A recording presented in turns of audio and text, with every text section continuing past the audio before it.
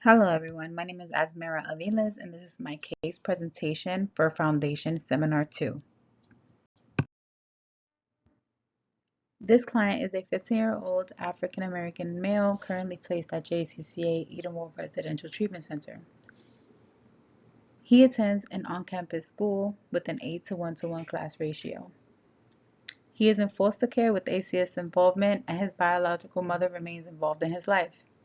He carries diagnosis of disruptive mood dysregulation disorder, ADHD, and an unspecified trauma-related disorder, which all contribute to challenges with emotional regulation and behavior. Additionally, he entered foster care following a neglect case and has experienced multiple disrupted placements prior to residential care, which is important in understanding his current presentation and level of need. When looking at this client from a strength-based perspective, he demonstrates the ability to advocate for his needs and can form positive relationships with peers and staff when he is at baseline. He also presents as engaging and humorous, which supports his ability to build connections in structured settings. At the same time, he experiences significant challenges with emotional dysregulation, which often presents as verbal and physical aggression. He has difficulty managing anger and frustration, and this impacts his relationships, particularly with his mother and siblings. His behaviors have also contributed to instability in the school setting. Based on these factors, his primary needs include developing anger management and coping skills, learning effective de escalation strategies, and improving daily living skills. Additionally, family therapy is essential to address relational dynamics along with consistent engagement in mental health treatment and medication adherence to support overall stabilization. In terms of barriers to treatment, this client presents with several challenges that impact his ability to make consistent progress. He demonstrates periods of noncompliance with both medication and therapeutic services, which limits stabilization. Additionally, there is limited family engagement and trust, which affects continuity of care and the effectiveness of family-based interventions.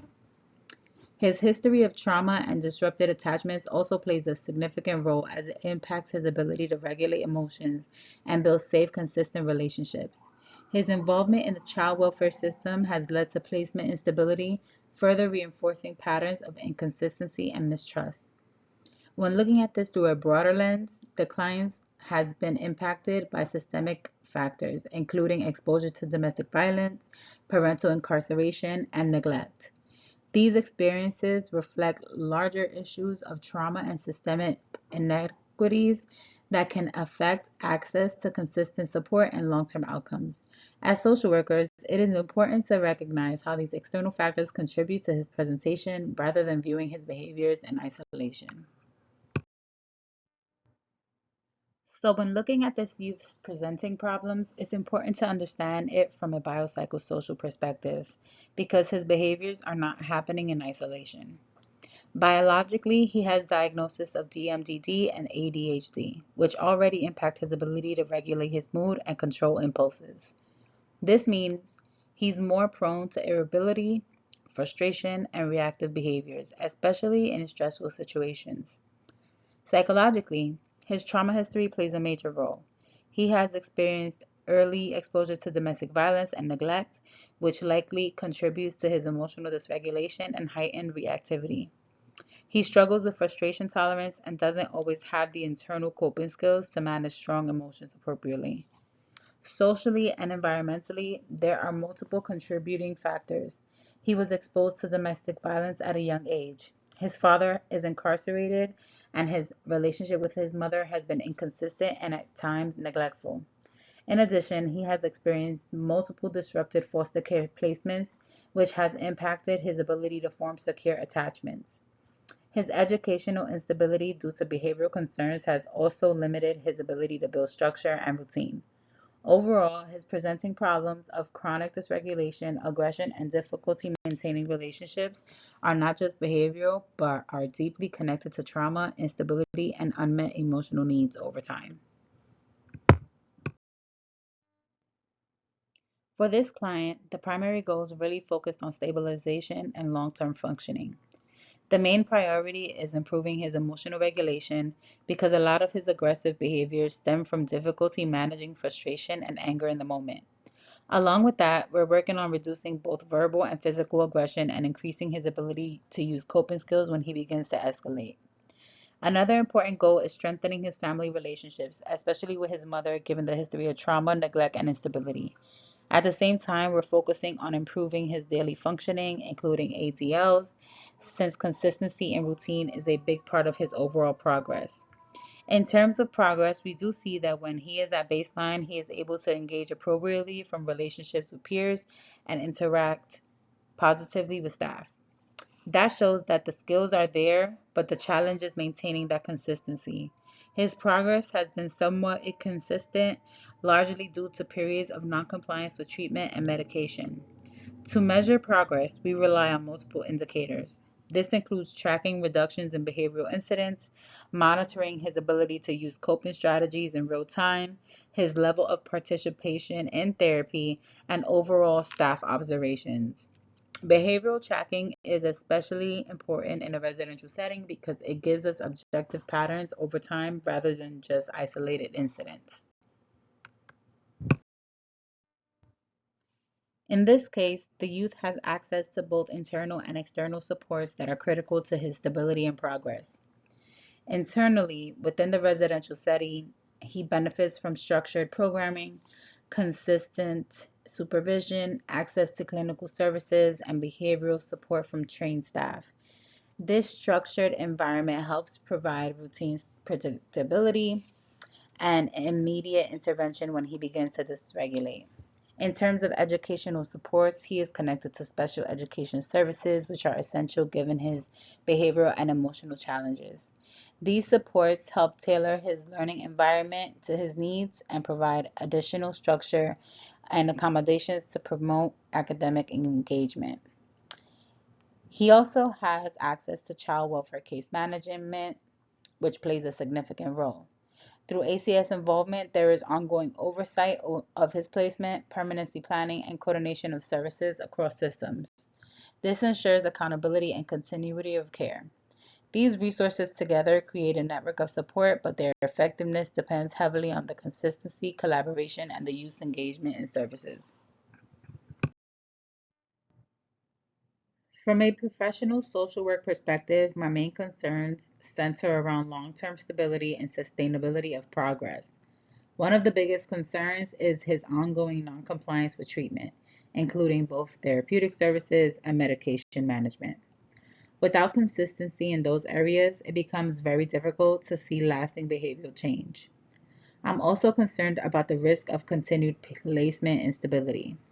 Given his history of multiple disrupted placements, if his behaviors are not better managed, there is a high likelihood of further disruptions, which can continue to reinforce feelings of rejection and instability.